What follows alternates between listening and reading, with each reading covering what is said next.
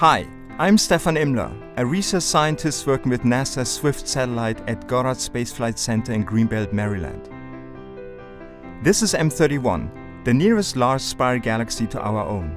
It's about 2.5 million light-years away and more than 220,000 light-years across. This is how we're used to seeing it, in the visible light captured by ground-based telescopes. But visible light never tells the whole story.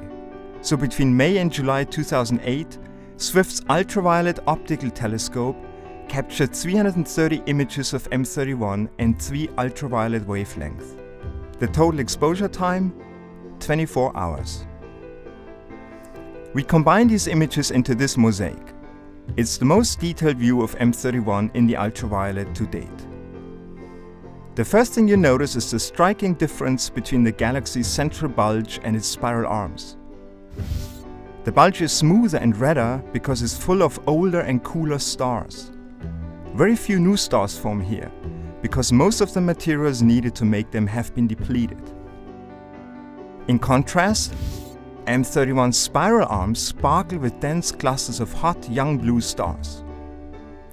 As in our own galaxy, the disk and spiral arms contain most of the gas and dust needed to produce new generations of stars.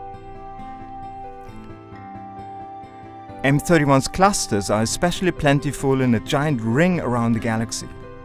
It's about 150,000 light-years across. This ring of fire exists because of tidal interactions with small satellite galaxies.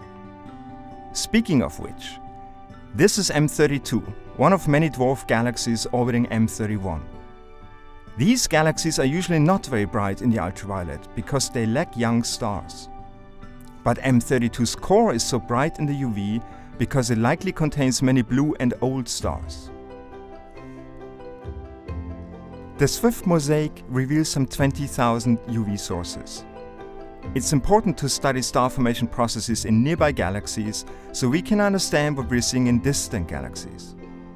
This rich portrait in 3 different ultraviolet wavelengths allows us to study how M31 stars live and die with much greater detail than previously possible.